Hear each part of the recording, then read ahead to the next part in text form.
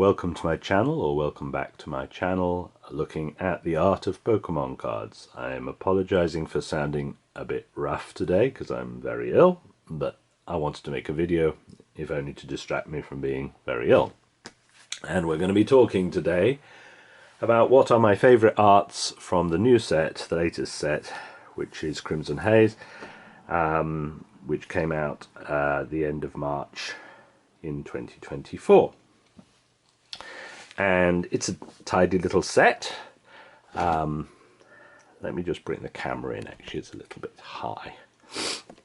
It's a tidy set with some of my favourite artists, but also it's a set that I feel a lot of my favourite artists are slightly, dare I say it, underperforming or not impressing me as they normally do. That's not to say there aren't some really great arts in here, but quite often there are good arts but not great arts. What do I want to talk about on this first page? Well, let's start with the elephant in the room, which is my favourite artist in the whole world is Mitsuhiro Arita. And Arita did Iron Leaves, and it's very rare that I'll say this, I don't particularly like it. Partly that is because I think Iron Leaves is a horrible Pokemon. I don't like it at all, and I'm a big fan of Virizion, but this thing looks like a marionette deer or something from, or the Lonely Goat Herd from Sound of Music or something. I don't know. I don't like the Pokemon, and I don't like, although I think the background is very well done in this, and the use of the holo with the background is very well done. I actually don't like his depiction of Iron Leaves in this instance. I think it looks too short-legged and small and weedy. So that is the last I will say on that, and I'm sorry, Mr. Arita, or Arita-san. For once, it wasn't for me, that one. Kuramori, who has done a couple of cards up to now. I do like this. It's not my favourite of their cards, but I think it's a very nicely done illustration of Leafeon. This So-So Vulpix is just adorable. Not my favourite So-So, but it's very nice, and it's a Pokemon that is obviously going to go well with So-So's style. But nothing else on that page inspires me to talk about it, I'm afraid. Look, moving on to page 2. We've got Tezero doing Torkoal. I love Tezero's work. I love Torkoal. Compositionally, I don't particularly like that card.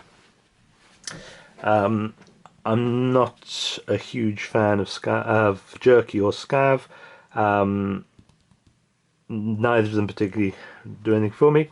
And I like Wada's artwork, and I love Infernape. And although this has a lot going for it, it's a nicely composed card with the moon, and Infernape looking very dramatic, it doesn't quite work for me, I'm afraid. Sorry. I mean, it's lovely with the holo foil on the moon like that. Is just a lovely effect. But there we are. Oku has done another red. I hope we don't see too much red every time, but I love their artwork, and they do Chi-Yu very beautifully this time. We'll be looking at that again in later when I do my top 10. It's going to make my top 10. Saito's Corphish is a little bit pedestrian, really. I mean, I like the placing it in the frame here, with the horizon line being on the bottom of the frame, looking up. It's very well composed, this, and it's technically beautifully painted, but it just doesn't really work for me as an exciting card, whereas this one here by Kurata So is absolutely amazing. Love Rika's work, but they've done a couple. They did a Umbreon before this, and like the Umbreon, they've gone for a very emaciated, skinny version of an evolution, and I don't really appreciate that. It just looks wrong to me, and I know people do love them, but also, why is it that Pokemon only seem to want to commission, apart from the Umbreon, all of Rika's commissions have been for water cards? This is amazing. We'll look at that in a little bit because it makes my top 10. This is a nicely done bit of graphic. This is Yukamori. This is very Yukamori. So let's have a little look over here.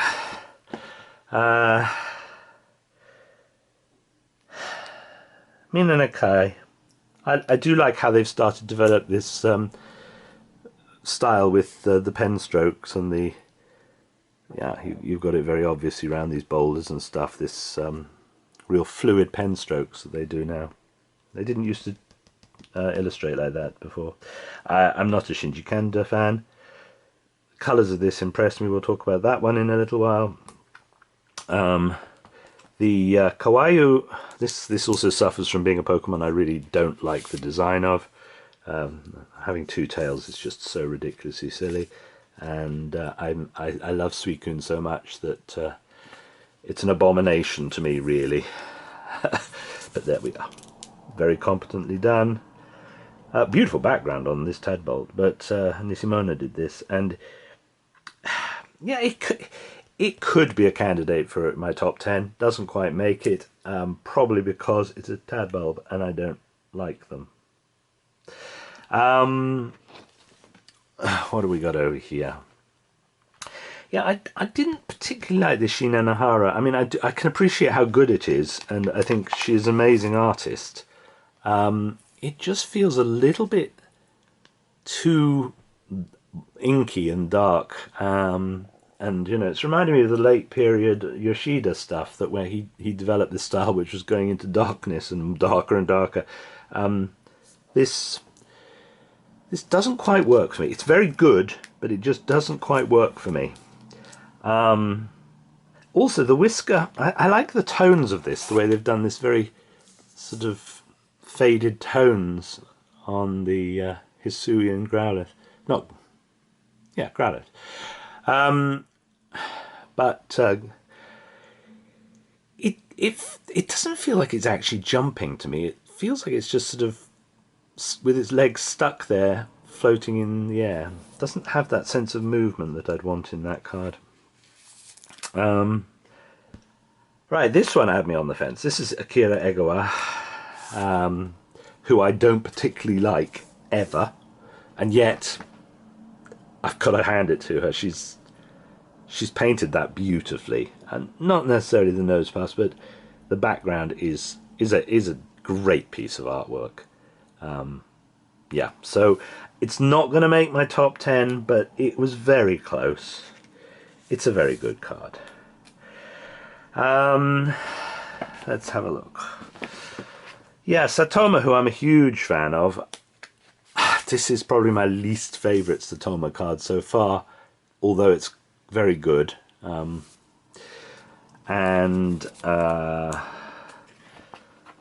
Yeah, before we look at my top 10, I'll have a brief look at the art rares. I have got the SARs of the frog and the bear coming, but they haven't arrived yet, and I don't need to talk about those. They're both very, very good. Of these art rares, there are a lot. I mean, there's nothing terrible. Probably these two are my least favourite. But there's something good going on in a lot of them. I love this one, this Torkoal. I think the painting style of it is just beautiful, and the artist here is Masa? Masa, I think so. I hope you can see that. I think the human figure is beautifully painted, and there's, how many Torkoals have we got here? We've got 1, 2, 3 Torkoals. Yeah, that's a nicely done card. I don't like the Infernape particularly. This blurry Fujimoto Gold, yeah, I think that's very nice. Really interestingly done card. Ooh, ooh, ooh, ooh. I find the name of Cramorant in Japanese is just so strange. Yeah, that is a nice card. I didn't like the Fion very much. I know people think it's wonderful. Doesn't really appeal to me. This I was on the fence very much about, in that it feels a little bit like that slickness you get in AI generated images, but it is actually very good. But there's something, because it's tipping towards that sort of AI generated artwork, it just feels a bit soulless to me. A little bit. Maybe I'm being a bit harsh on that. Love the cartoon style of this. Hate the Pokemon, but I think it's very well done. The two big ones that are very, very good, obviously, are Gira doing Hisuian and Growlithe. Amazing card. I would like the Perrin that goes with this, but I'm not going to afford that. So I don't want it as much as it costs, so I'm not going to get it. And the Eevees by Narumi Sato. Brilliant. Yeah, by far the best of these 12. Yeah, absolutely beautiful. So let us have a little look at what I have rated my top 10 of the regular cards in the set. Well, the first one, I've gone for the Satoma Eevee, which even though it's not my favourite Satoma card, I love their art so much, and the light is very different from their normal one in this. It's beautiful, beautiful. I just don't particularly like Eevee's, just a little bit pathetic looking. I don't know. In ninth place, I went for Okacheke's Diplin, and I love Okacheke's work. Yeah, it's just competent Okacheki artwork. That's fine. In eighth place, the other Okacheki, which is the Grammond. It's a little bit more interesting perhaps than this one. But as I say, they're great artists, competently done card, can't really complain. In seventh place, I've gone for Tezero doing Applin. I love Tezero's work. Quite painterly, this one, very loose style perhaps. Feels a bit kawaii actually in the brush strokes, but very, very nice. Sixth place, I have put the Koroimori Leafeon, which is also very skinny, but not quite as skinny as the Glaceon. Koroimori is a good artist, and it's just the concept of this with Leafeon sniffing the blossom is beautiful, and the light of the shadow under the bush, and yeah, everything very nice in that card. 10, 9, 8, 7, 6. In fifth place, I've gone for Soso's Vulpix. It's just cute. Soso's very good. Not particularly my thing, but I appreciate Soso's art, and yeah, beautiful card. In fourth place, I never can remember which one this is. Is it Helioptile or Heliolisk? I'm going to guess Heliolisk and probably be wrong. Helioptile, Heliolisk, which one is it? I can't remember. Don't like them as a Pokemon, but I love this. I love the art on this card. So a clean cartoon style, it ticks my boxes. Yeah, the sparsity of the clouds in the sky is a choice, and I think it's a very good choice because it gives a real sense of a hot environment like that. The angle's great. The choice of colours, the complementary pale baby blue with the yellow is just lovely. Really well designed card, really well executed. Don't like the Pokemon, great card though. So my top three, excuse me, sniffing on camera, top three. Oku's Chiyu, amazing. Oku is just so amazing. Really good new artist, and everything they do is worth seeing. So that's my number three. In number two, we've gone for Aspara's Fione. Technically, brilliant artwork. The attention to detail, the cleanness of the lines, but also, yeah, I'm a sucker for things half in and half out of the water, with the eye line being, the surface of the water, so you've got above and below. The lighting, incredible in this. It's not a Pokemon I like, but that is some very good artwork. Very, very talented artist. So my favourite card, you probably have guessed it if you've looked at this, is this one, Karatuso, doing Crawdaunt. And yeah, amazing painting. It's that loose style that you do get in things like Kawaii or some Tokia or Egawa perhaps, but no, sorry, I nearly said something rude. Yeah, it's very, very good painting, this. And the composition of the thing with where Crawdaunt is in the frame and the horizon line being here and everything about this. It's as good a Crawdaunt card as you'll ever see, and I'm including certain cards that I'm not going to mention in that. Yeah, great card.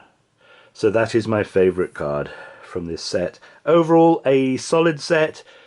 Didn't blow me away, but there's something worth seeing in it, and I'm looking forward to getting the Honey Bear SAR and the very colourful Frog SAR, the Greninja one.